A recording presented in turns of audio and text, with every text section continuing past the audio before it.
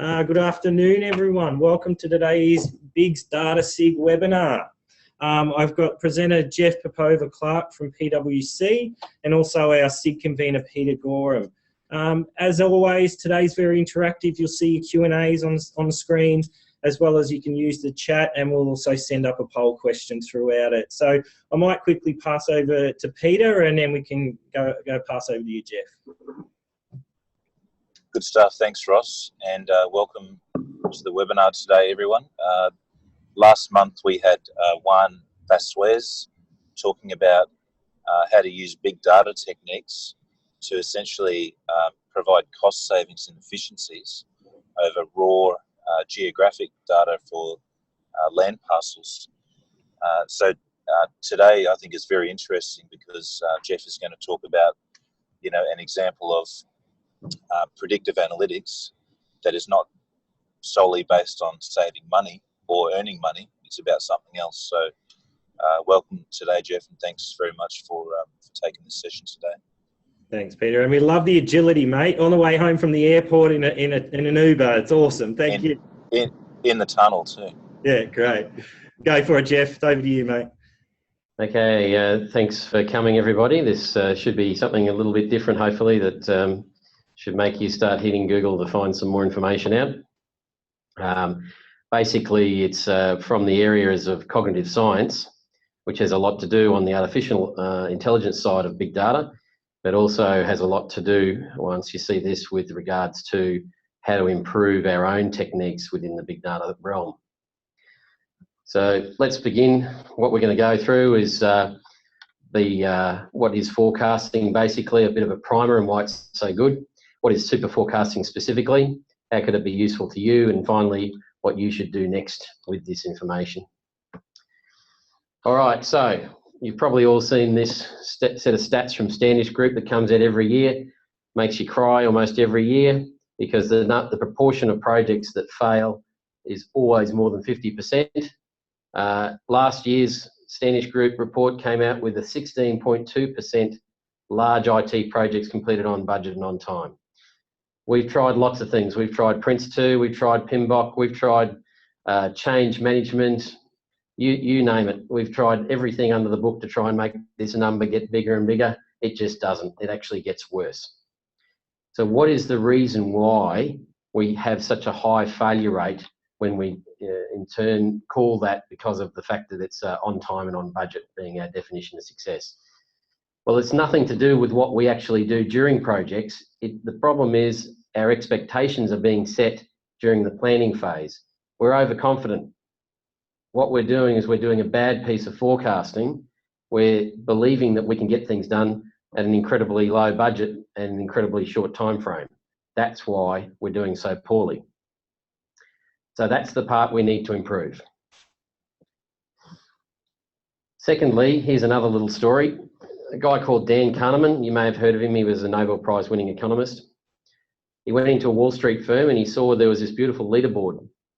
And in that leaderboard, there was a bunch of people who were performing well above the market over the last 12 months. And there was some that were below market, a bit of a distribution across that. And he saw that some of the ones that were doing well above market were doing fantastically well. So the first question he asked the senior executive of that organisation was, so how many of the people who are at the top this year were on the top last year? And they said, a couple, not many. He went, that's interesting. So it's not the same bunch year in, year out that do well. Anyway, so have you got that information? Well, they didn't have it directly to hand, so he had to do a project, but he managed to get his hands on the data from the previous years. And he demonstrated that year in, year out, stockbrokers, fund managers, people who've got access to our money, and trillions of dollars of it, you'll see in a minute, are actually very, very bad at outperforming the market. In fact, the correlation from one year to the next is less than 1%, which means it's just random. So anyone who happens to be doing well this year is not doing well next year. So they're doing a terrible job at forecasting the area that we're paying them to forecast, which is how well stocks and bonds and etc. are going to go next year. That doesn't stop us. Well, this is just the US. $7.5 trillion is given to these people to look after. 7.5 trillion is a pretty big number. And that's how much money, that's just US fund managers alone. It's bigger worldwide. I don't know what the figure is, but it'll at least be double that. The key is that we're giving this money to these people that we think are expert at predicting the future, but they're not. They're just doing randomly. These same cognitive neuroscientists have done the work for not just investment managers, but political commentators, economists, intelligence analysts, journalists, doctors with regards to your medical outcomes, marketers. In fact, marketers do worse than your average person on the street when it comes to their prediction of how well products are going to go. Even wine connoisseurs who are trying to predict the next 5 years of the price of wine. Sorry, don't do as well as a simple algorithm that knows how much it rained in the relevant regions in the last couple of years. I'm afraid the entire forecasting industry is a sham. That's what it means. So why are experts so bad at predicting? If you stare at this one long enough, it's like watching fire, you'll get into a hypnotic trance. So I don't recommend that we stay on this one for too long. But basically, you start with groupthink. So it's like an echo chamber. If we start thinking things together, we start agreeing with each other, and we all want to get along. So we start talking about the same things, and we start convincing each other of things. More importantly, no one gives any feedback. So we don't give feedback to people about how well their forecasting went. So no one goes back to those stockbrokers and says, well, you said out of these 50 that these would all do better than the market, but only 25 of them did. What's going on? So they're not getting the feedback about how well they're doing. On top of that, we have the desire to influence others. Now, if you're saying radical things, I'm probably saying radical things now, I'm sure that some of the people are getting offside. So that's what ends up happening. If you start saying radical things, then people don't like you so much, and you worry about your professional reputation. On top of that, we can't forget that we're just human beings. We evolved over millions of years. We grew up in the African savannas, so we're very good at spotting lions and eagles. We're very good at spotting loafers within our tribe. We're good at looking at things and making decisions about whether or not they're poisonous to eat. But we're not so good at living within our modern society. We've only had this modern society for a short period of time. There's been no time for evolution to catch up, but we've got a brain from the African savannah that's trying to live in this modern world. So our average human being, we're all human beings. We forget things like regression to the mean. That's a statistical bias. So things like if Messi kicks 3 goals in a match, we think he's on fire. But the facts are, he's just got a hot streak and he's pretty good. He happened to get 3 goals. That doesn't mean he's going to get 3 goals in the next match. It just means that he's been above average and he's going to regress to the mean next time. So this kind of thinking, even trained statisticians aren't very good at it. We can't help ourselves. We're human. There's a whole stack of natural human cognitive biases that make it very difficult for us to think logically and rationally. And so here's a couple of them here. I'm not going to go through the entire list. It would take us too long, but here's a couple. Anchoring and loss avoidance. So take for instance, if I was to offer you, okay, you can pay me $500 and I'll give you a 1 in 100 chance of winning 25 grand. Okay, if anyone wants to take that, they can. Just poll me right now. Give me the $500 and I'll give you a 1 in 100 chance of 25 grand. The reason I'd take that is because I'd come out in front on average. But you know what? Very few of you would actually take that. But funnily enough, you do take it every year because you pay $500 for your car insurance, and your chances of getting paid out for a crashed car is about 1 in 100. So just because of the fact that we've changed it around from being a gain to a loss, you've changed your mind about whether or not that's a good deal. Doesn't make any sense. It's not rational, but all us humans do it. Habit and cognitive laziness. What some of the cognitive researchers have shown recently is we've basically got 2 brains. We've got one brain which is very irrational. It's actually racist. It works very fast. It never stops. It makes all our decisions for us.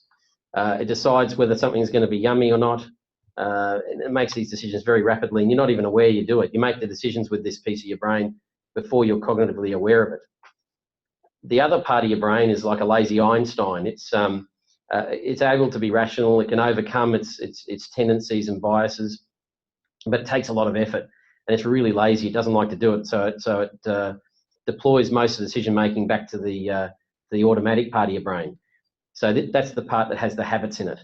So unfortunately, the vast majority of us walk around like zombies, making decisions using our habits and our irrational brain all the time, and very rarely do we put our rational part of our brain, the one you can actually hear in your head, we don't put that to use very often. When we do, it does a good job, but it's how often we do it, and that's part of the problem. And we're all humans, so we all have this issue. Bias to confirmatory evidence. Just go and talk to anyone who thinks that maybe their Apple phone is better than the Samsung phone, or their Samsung phone is better than the Apple phone. If you think Google's better than Apple, you're going to keep looking for confirmatory evidence that your Google Samsung is better than the Apple phone. And if you have an Apple phone, you'll be the other way around. We're all the same. We look for confirmatory evidence. What you should do is, if you actually, and this is what scientists do, if you particularly like Samsung phones, you should test yourself out and look for biases towards good Apple. And if Apple happens to start showing good, maybe you should change your mind. That's not how us humans tend to work. We tend to work by constantly searching to make ourselves feel good about things. Correlation causation fallacy. Billions of dollars have been made with this one. There's so many examples. I'll choose one that's been demonstrated. There's a thing called HDLs and LDL cholesterol. HDL cholesterol is supposedly the good cholesterol. There are products out there that can actually raise your HDL levels. But the facts are, there's been no evidence to show that actually raising your HDL cholesterol makes you any more safe from heart attack or decreases your expectancy, your life, or increases your life expectancy. So basically, what the problem there is that just because heart attacks happen to be on average with people with lower levels of HDL, that is some research there. There's no demonstration that a drug-based modification of that HDL level is actually going to cause you a heart attack. So this kind of correlation causation fallacy gets really obvious when you start giving, that was a little bit funny, that one, because you mightn't have agreed with it. But let me give you one that's almost exactly the same. What you'll find is, if you do a geoposition analysis of where firefighters happen to go, they happen to go on the same date as where all the fires are. So therefore, we can tell that if you know where the firefighters are, if you take the firefighters and put them in one spot, then you're going to decrease the number of fires. Well, that's obviously rubbish, but it's exactly the same thinking that got you to the point of making the HDLs change with your drugs. So this is the kind of thinking that makes a lot of people a lot of money. Anyway, I could keep going on all day. There are thousands of these human cognitive biases. In fact, here's a little chart of one. This is all the ways your brain fools you into thinking it's being rational. There's a link to this sheet, and it gets very interesting as you go through them, and you can click on the links and find out what each of those are if you're that interested. But every single human being has these problems. Now, we can put effort in to try and overcome them, but it is effort. We have to engage that rational brain, and it's a lazy piece of your brain. So you want to make sure you put your effort in the right time. But this is what I'm trying to say is, this is why we're not very good at forecasting. Now, so getting off the whole track of why we're no good at it, let's have a look at where the opportunities are. Now, back in the old days, predicting a lunar eclipse or a solar eclipse would have been a fantastically beneficial thing. You would have made lots of money out of it. But these days, it's fully predictable. We have all the data. We know what the equations are. We can predict this down to the second. In fact, the next one in Brisbane is in 2028. For those who are in southeast Queensland, we know that because we've got all of the relevant data and the algorithms to do it. I'm not going to make any money out of the fact that I know it's 2028 because it's very easy to find out. So fully predictable. If everyone knows it and everyone can do it, then you're not going to get much money out of that. Totally unpredictable. So when and where is the next meteor strike going to hit? Well, no one knows that, and no one can know that at the moment. So when's the next earthquake? Very similar problem. We just don't know. And it doesn't matter how good you are at predicting. It doesn't matter how bad you are at predicting. We're all going to do about the same. We're going to have no idea. where your real value is going to be somewhere in the middle, somewhere between partially predictable and almost predictable. So that's the area where you should be concentrating on, and that's the area where being better at predicting than everybody else is going to be of value to you. So just as an example, and I won't spend too long on this, but imagine this was the actuals that you got for, say, sales over a 9-month period, but your forecasts were saying something along these lines. That would have been quite useful, because you can see as it was starting to drop through 2 to 4, you got a drop in your forecast. So you could have made some adjustments to your inventories. You could see there was an increase in month 5. So this was a fairly useful set of forecasts. As you went further out, you can see that, yeah, it got a little bit far away, especially in month 6, but it showed a decrease. So this would be a useful forecast.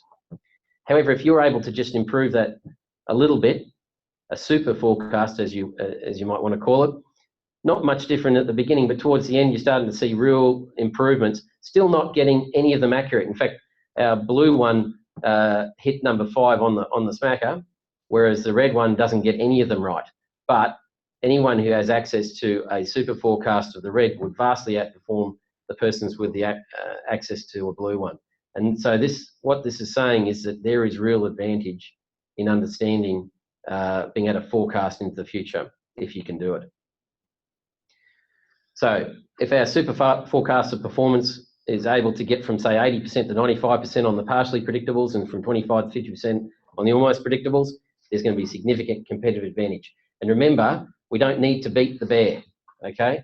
We just need to be better than our competitors. So there's some real opportunities out there if you can improve the forecasting of your organisation. And that's not just for super forecasting, but also in the big data realm as well. Okay, so let's get to a super forecasting.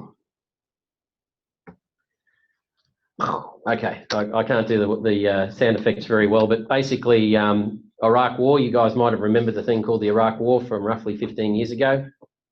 What was happening there was the US president and various functionaries in the US government were told by the intelligence agencies that the Saddam Hussein had weapons of mass destruction in Iraq.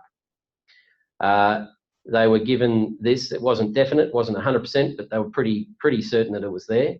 And they launched an invasion. Tens of thousands of people lost their lives as a result of this war over years. It cost billions of dollars. And so it was a big decision to go in. They scoured the country for years. No weapons of mass destruction were found. So this was a major embarrassment to the intelligence community. Which includes ones such as the CIA, FBI. Now these days we've got the NSA, we've got the home security ones. So there's plenty of intelligence agencies. And what they decided to do was to they learnt from their cousins in the defence. So that's the Navy, the Army, and the Air Force, etc., and the Marines. They had a thing called DARPA. Now you've probably heard of DARPA. DARPA are the ones that basically invented the internet. And they also are the ones you probably see all those robot videos where there's the robots competing against each other. They're mainly DARPA tournaments and the driverless vehicle tournaments as well. Many of those were driven by DARPA. Anyway, so they formed their own version called IARPA. So essentially it's the Intelligence Advanced Research Projects Agency, in order to try and find out if there's ways that they could do better at undertaking intelligence activity so that mistakes such as the Iraq War wouldn't happen again. And the first thing they did was launch a project which was about forecasting. So they invited a bunch of universities from America and they asked them several hundred questions about the future.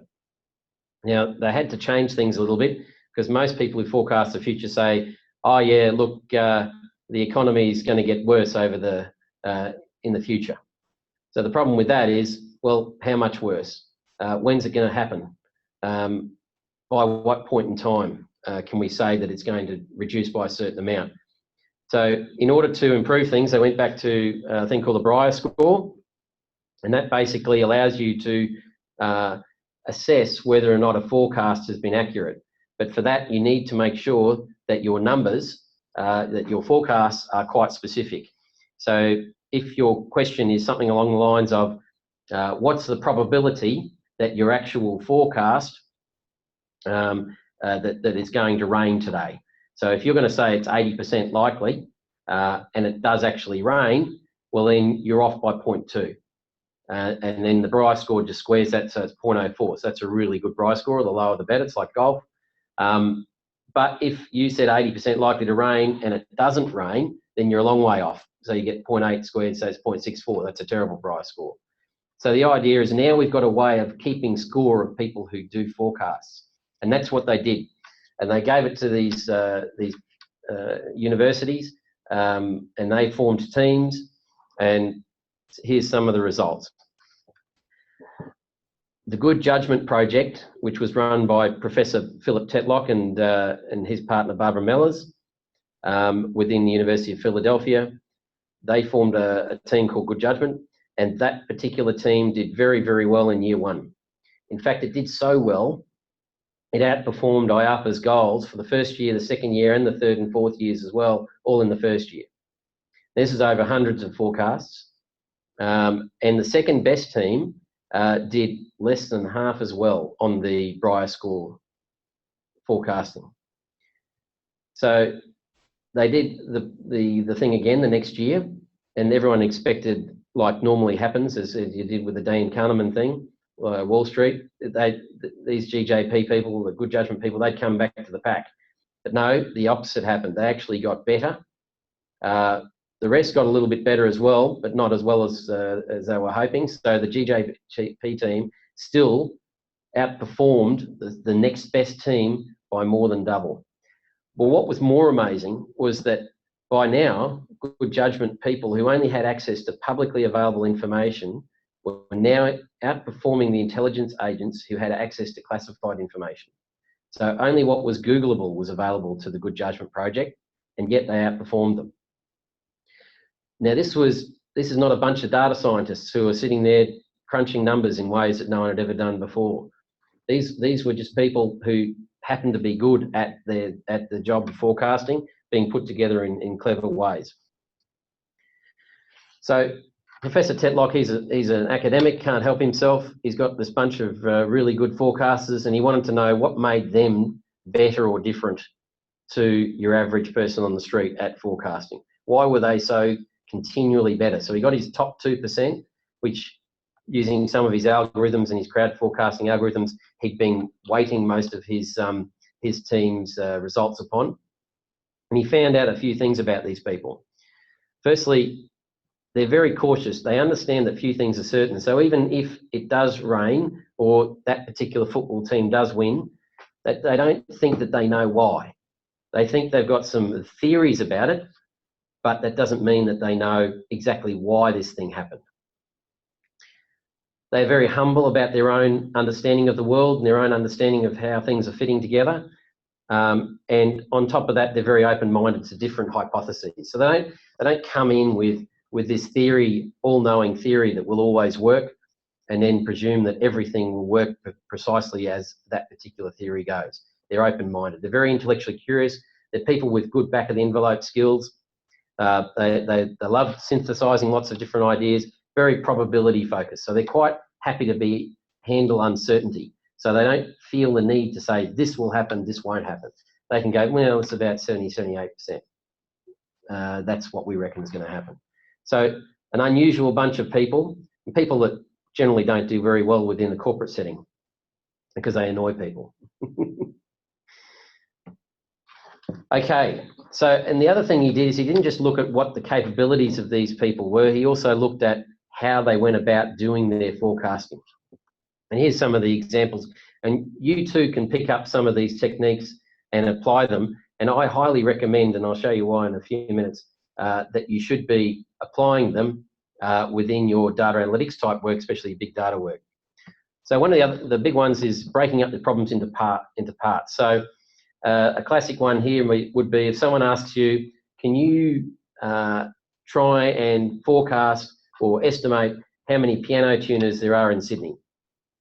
You go, well, I got no idea. Well, maybe the best way would be to break it up and say, okay, we've got roughly 2.5 million people in Sydney. Great. All right. How many households would that be? Well, there's roughly 2 people per household on average. So that's maybe about 1 million households. Okay. So what we're doing is we're breaking this problem up. All right. How many households, what average proportion of households might have a piano? Maybe 1 in 100. Okay. So we're down to 10,000 households with pianos. So what you can see is we're breaking the problem up into bite-sized chunks which are doable, and we eventually get to the point where we can work out, the number of hours it takes to tune a piano, how long it might take to get there, how many hours in a day a piano tuner might work, and you can use all these bits and pieces and come up with an answer. And in fact, when that particular question was asked, a group of people were able to come up who had no understanding of piano tuners, and they were able to then check it. They got within 20 to 30% of the real answer. So it's a very, very useful thing to do. You start with the outside view and then adjust with the inside views. So too many people look at a question and then they will decide on a building up from the top. And this is where your project planning problem comes.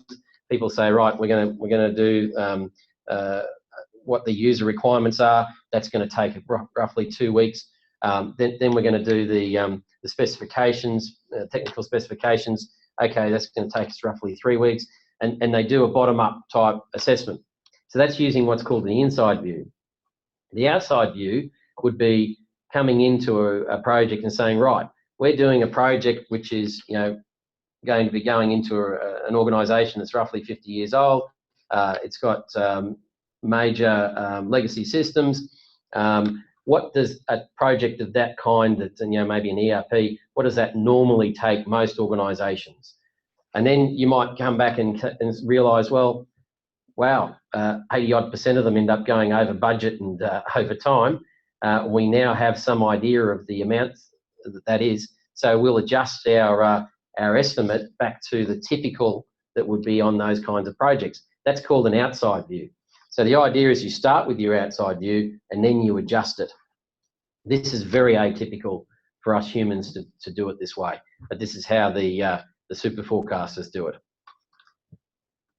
Always consider the antithesis. I sort of mentioned this a little bit earlier, but the idea is that if you've got a thesis that maybe Google's better than Apple, well then just imagine for a second that Apple's better than Google, and you're going to look for evidence of that. So always looking for evidence that you're wrong, not evidence that you're right.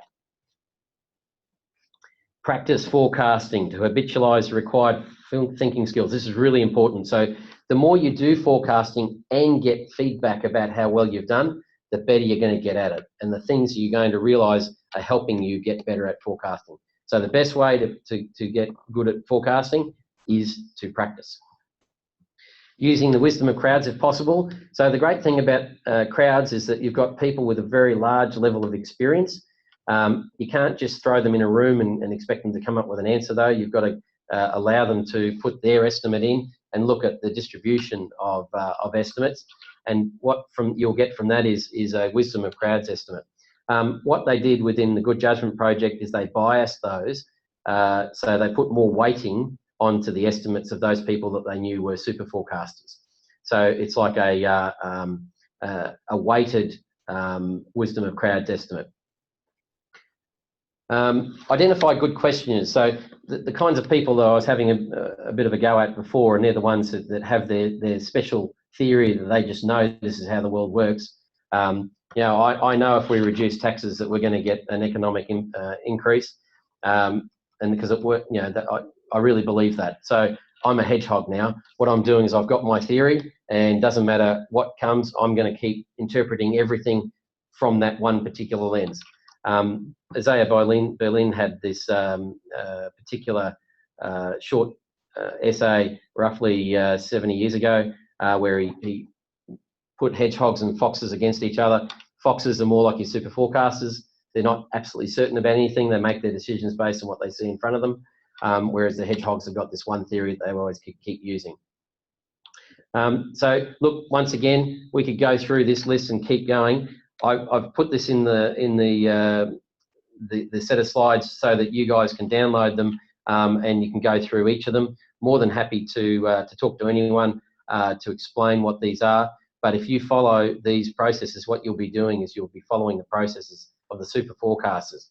Now, a very important point about, now, I won't go through these 10 commandments, mainly because they're similar, but these are the ones from Philip Tetlock himself, to give you some idea of what it is that he believes is a step-by-step process of improving your forecasting.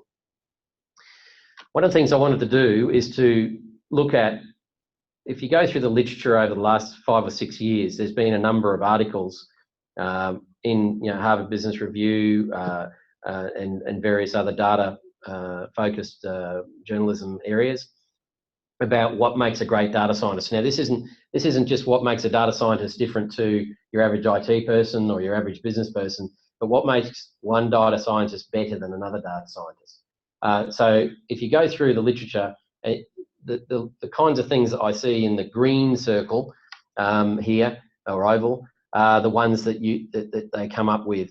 Obviously, they're awesome at scripting and coding. They're very knowledgeable about the business they're working in, and they're very creative. But they're also humble before the data, analytically minded. They're persistent. They never give up. They show true grit. They're innate probabilistic thinkers, right? Comfortable with uncertainty. These things, you're probably hearing them again, because that's how I was describing Superforecasters. Superforecasters would make great data scientists if you could teach them the skills of the coding and the statistical capabilities, because they've got the general makeup of what you need. And that said, if you're someone with the knowledge about the business and you're an excellent coder, and then picking up the Superforecaster techniques is going to make you a much better data scientist. So I think this is a very important thing to bring across. Now, the Superforecasters themselves, and Philip Tetlock probably wouldn't like this diagram so much. The stuff on the green is just a bunch of journalists who have come up with these attributes off the top of their heads, whereas the Superforecaster stuff was done in an academic setting, was actually done through proper academic research, so empirically demonstrated attributes. But nevertheless, I think it's a useful thing to note. The two so greatly overlap. Okay, so how is this useful? Is there any questions, by the way? I haven't seen any questions popping up yet. No, yeah, everyone, feel free to send any through, but that's good. Good. No questions sometimes means you're saying everything we need, so just keep chipping along there, Jeff. It's great. Even though they've all fallen asleep, mate. Oh, no, not at all. It's very in depth. It's fantastic. Go for it. Okay, so when is Superforecasting useful? You sort of saw the continuum I was showing you before between the too easy and the too hard. So obviously in the too easy, you've got things like life insurance or linear optimization problems and mean time to failure. Those kinds of things, we've got mathematical algorithms that can do that. And obviously as we're moving a little bit more to the right, big data comes into its own. It's where things aren't 100% certain. You can't come up with a 100% accurate assessment, but you can use your data far more effectively using very large quantities of data or statistical algorithms or a combination of both, and you can move things to the left to get more certain. However, there's still a lot left where Superforecasting comes in, and you just need your human intuition. Things like where a big portion of what it is you're putting into there is your understanding of the world and how it works. So where there's a very large amount of hypotheses going into the model, where the data is a bit inconsistent and seems to be showing things that are inconsistent with each other. So your big data algorithms aren't getting sufficient variation, consistent variation to be able to make predictions. These kinds of things is where your Superforecasting comes into its own. Obviously, all the way to the right, it just gets too hard. It doesn't matter if you're a Superforecaster or your average person or just a random dart throwing chimp. It won't help you. They're just too hard. So the kinds of stuff that's in the middle is the interesting stuff. What's the risk of lending to this borrower? So is this borrower likely to continue paying their repayments over the life of the loan? That is a forecast. How long will this project take or cost? I've already talked about that quite a bit. And this is the biggest problem we have in our project planning at the moment. We are far too conservative in our expectations of what things are going to cost and how long they're going to take. What's the likelihood this project will succeed is another one. Will customers purchase this new product we've just created? Will the economy go into recession? These are forecastable. We will never be 100% certain about them, but we can be better than our competitors on these kinds of things. Will this particular job applicant become a high performer? What's the prognosis of this patient given this constellation of symptoms? These are all forecasts about the future. Will this movie or song be a blockbuster? So, there are algorithms that can help us with this sort of stuff, but at the end of the day, super forecasters are likely to bring that little piece of human assessment into that as well. And it's probably a good time for our poll, because we're about to launch into what I think is where organisations would benefit from improved forecasting. But it'd be good to go to the audience and see what parts of the business they think could benefit from improved forecasting.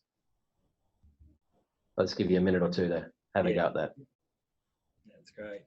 Now, a lot of comments about this very new concept and a way of thinking for a lot of the participants today, Jeff. How would you suggest people adapted these principles, or where would you start if this was quite new and to you? Yeah, well, so probably Google is your friend, so I would certainly jump on, have a look at what super forecasting is, and Philip Tetlock, there's some links within this presentation here that will help you find some of that. You can, I would personally begin to utilise, and there's a particular slide in this pack which talks about the things you personally can do within your organisation to get better at forecasting. Yeah. Start small within your organisation. So pick an area where you think that this sort of stuff is vastly going to improve. And I think big data is a great place to start. Yeah. And so a number of the people on this particular audience would be in that area. Yeah. And start to apply some of these techniques, and that should improve the quality of your modelling off the bat. Yeah. So I'll share. I think Jeff, I'll just chime in there, and I saw something recently where they said there's nothing wrong with doing linear regression as a first step, but I think what the point you're trying to make today is just change the assumptions and argue the against rather than the for. Mm. Yeah, absolutely. Look, what you should always do with things like your linear regression is realise that is one way of looking at the data and one way of coming up with hypotheses about your information. And what you should do is once you've got those, then start trying to prove yourself wrong. So if you for instance, suddenly find out that a vast increase in the number of calls from your call centre seems to predict the likelihood that someone's about to leave, from your subscription business, well then ask yourself, okay, could that be because it's us calling because we already know that they're likely to be leaving, and that's why we're actually driving that behaviour by contacting them, as opposed to that being something that's because we're annoying them with our marketing efforts. Yeah. So try to ask questions that go against your initial interpretation of those kinds of results. Yeah. Did you see the poll results are there? So yes. So I don't know if everybody else can see it, but marketing certainly right up there, which is also a big overlap to big data. Recruitment and capital planning, mergers and acquisitions is in 9%. So all of the above is 61%. So that's the overwhelming result, is all of the above. So forecasting can benefit everywhere by the sound of it. Yeah, and I've just had a question come through. How do you build the right team for super forecasting, and what would you say the general skills are required? I know you kind of touched on that before as well. Look, I think the best way to identify your super forecasters is to actually run tournaments.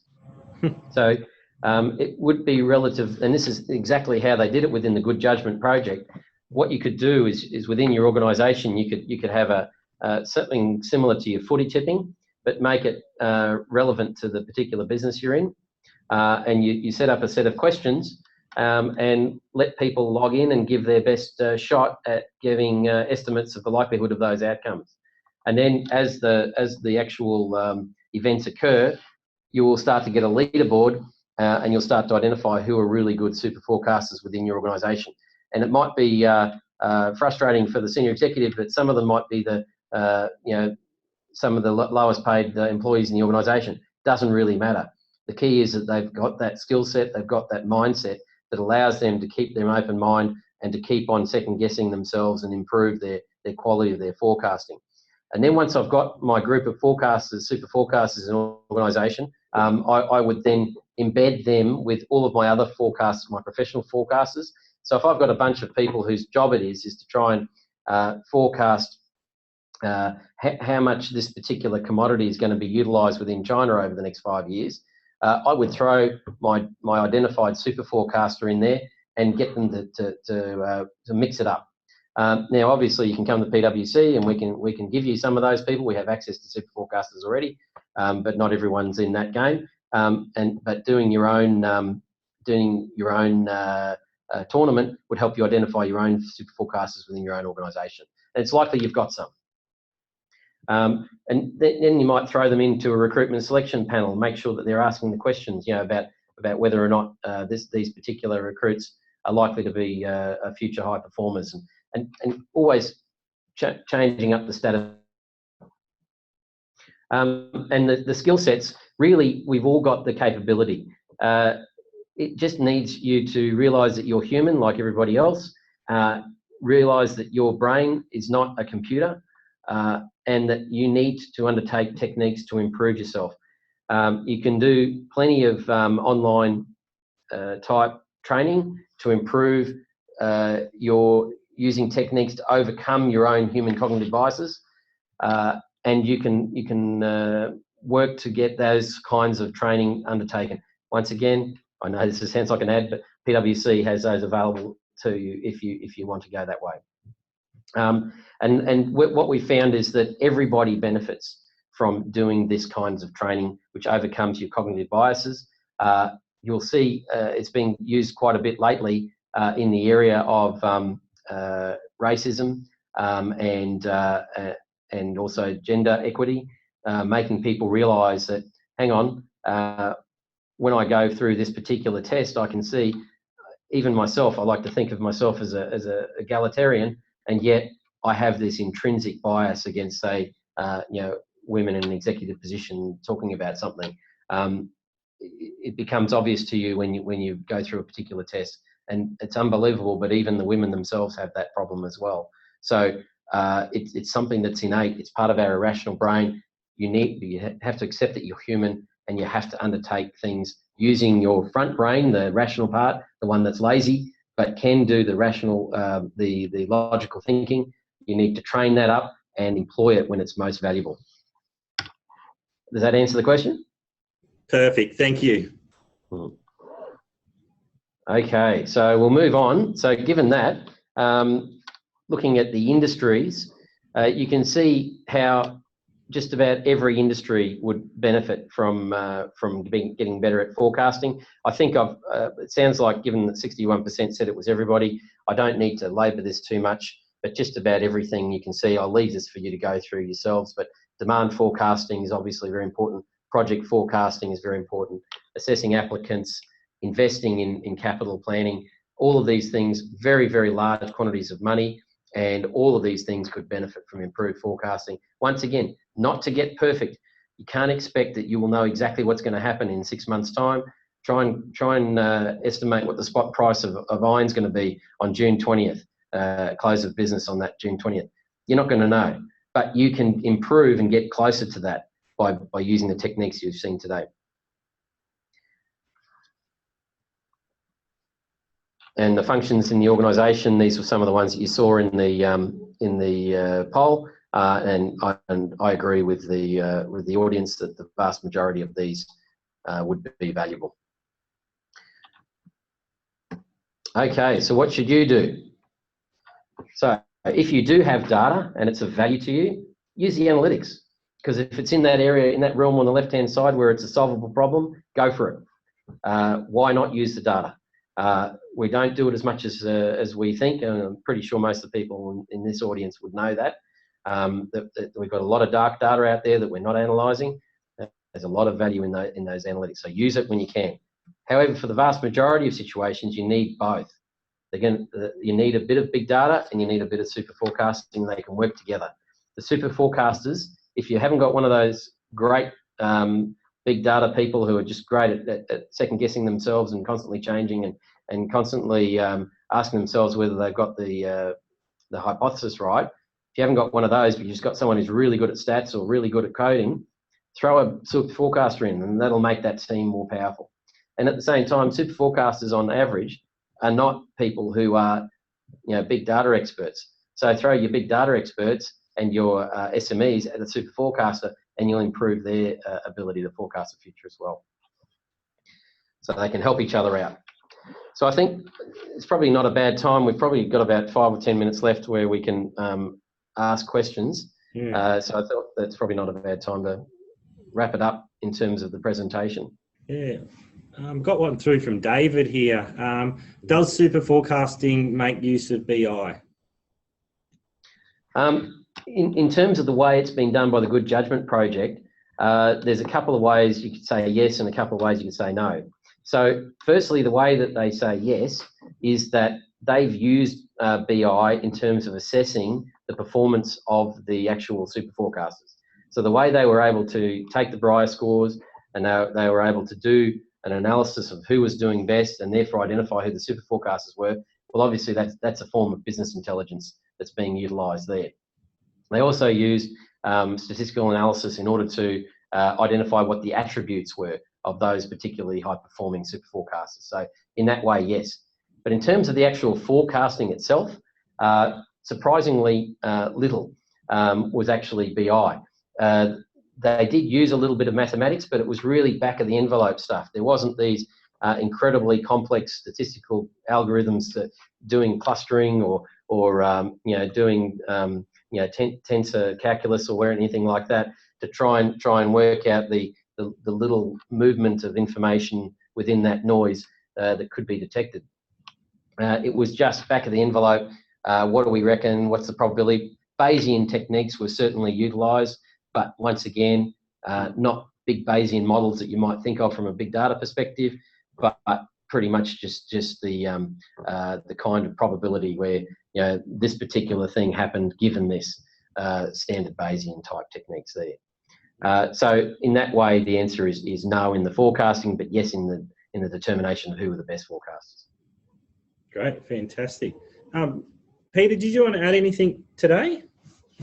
I was just going to throw a question at Jeff. Yeah, fantastic. And just for clarity, and that is, what percentage of statistics are made up, Jeff? I think it's 52.6% at my last calculation, mate. Great answer. Fantastic.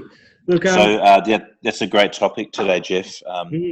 I think for me, like for predictive analytics in business, people are looking to either save money or grow revenue, and I think you've really enlightened us on some many different applications of forecasting that are not necessarily coined in those two purposes.